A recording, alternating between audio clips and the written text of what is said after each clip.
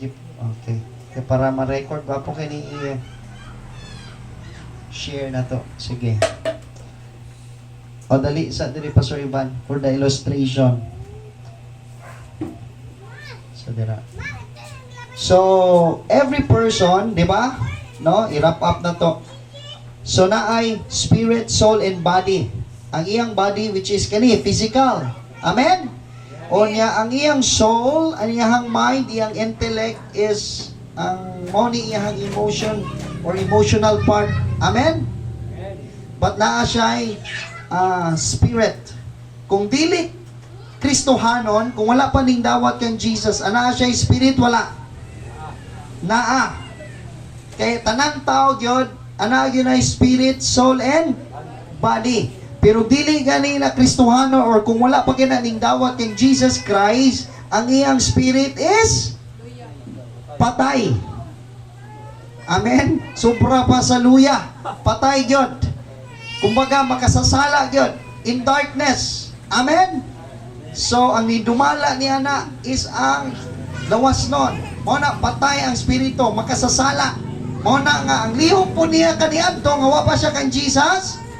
Mga kangit-ngit, addiction, tanan. Amen ba? Amen. Tungod sa grasya sa Ginoo, tungod sa gibot ni Jesus dito sa cross, amen, sa dihang iyahang nadunggan ang pulong sa Ginoo, amen, ang grasya sa Dios sa dihang gidawat ni Pastor Ivan, amen, si Jesus Christ, amen, sa iyahang pagdawat kang Jesus Christ. Motong ingon dito nga, therefore, if any man be in Christ, sa dihang imong gidawat si Jesus Christ, so you are now in Christ. Karon, if you are now in Christ, therefore, if any man is in Christ, he is now in you, creature, bago ka nang binuhat. Amen? Amen. So, asa man ang nabago? Nabago ba yung lawas? Na ba ang total change sa lawas? Na ba ang total change sa iyang intellect, sa iyang mind? Wala dito. Amen? Ang total change is na sa iyang innermost being.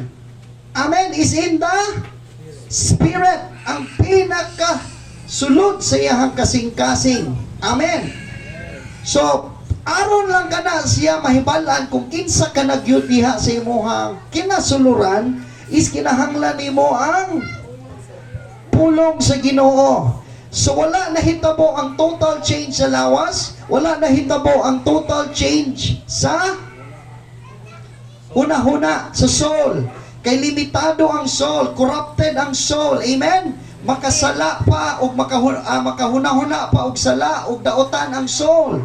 Amen? Kung sa natural, amen, kung medyo mahina ka sa math, sa dihang gidawat nimo si Jesus, medyo struggle yun ka sa math. Amen? Unless is mag-study ka. Amen? So naay impact sa diyang gidawat po nimo si Jesus, nakabati og impact ang imong body o ang imong soul. Amen? Pero sa imong tibuok nga lakaw, imong malakwan ka na nga kagawasan kung imong i-renew ang imong mind. Kay ang imong lawas naa pa ni pagbati, labi na kung imong kinaiya o kinabuhi kaniya to anaa sa bisyo.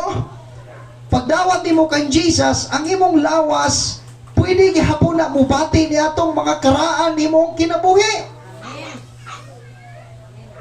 Example lang, kung daghan ka giuyab sa una, kung lima ka po babae, ya karon gidawat na ka kang Jesus, bago ka nang binuhat. Amen. So sa imong kinasuluran, matarong, balaan ka na. Pero sa imong unod, sa imong lawas, na-struggle pa. Or mamahimo gihapong ana siya pagbati nga, mo, gusto nga mo balik dito sa karaang kinabuhi. The same with the mind. But naay gahom ang pulong sa Dios. Amen. Ang good news is, ang spirito nga naa sa sulod kanimo, giyon dito sa Ephesians chapter 1:13. Giyon diha, in whom you also trusted after that you have heard the word of truth. Sa dihang imong nadunggan ang pulong sa Diyos, ang gospel, ang good news. Faith comes by hearing, and hearing the word of Christ, the word of God. Amen ba? Hallelujah.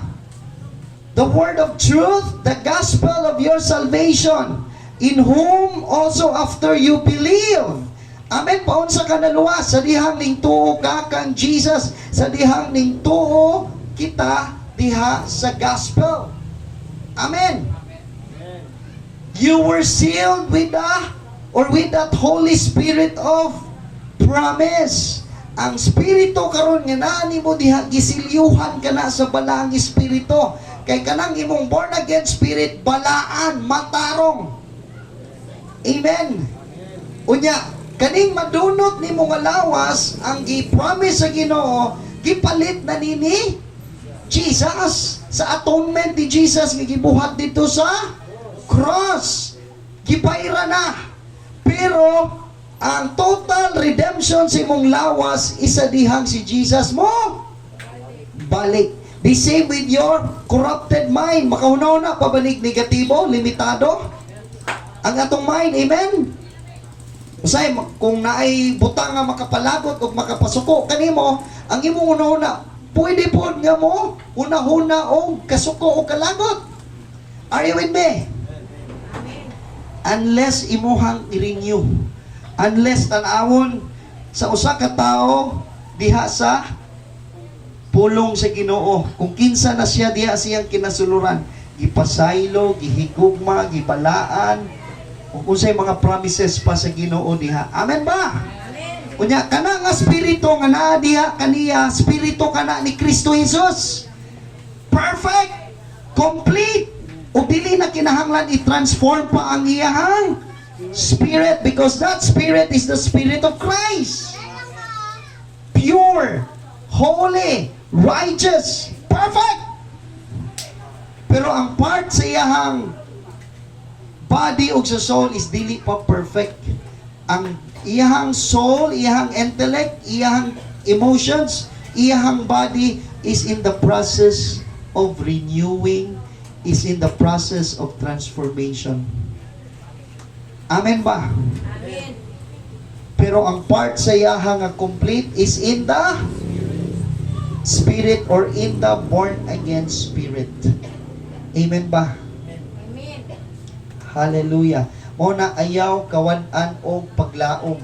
Kay kung wala kasabot ang tao nga siya spirit, soul, and body di ay, wala siya kasabot nga sa iyahang kinasuluran dito day na perfect.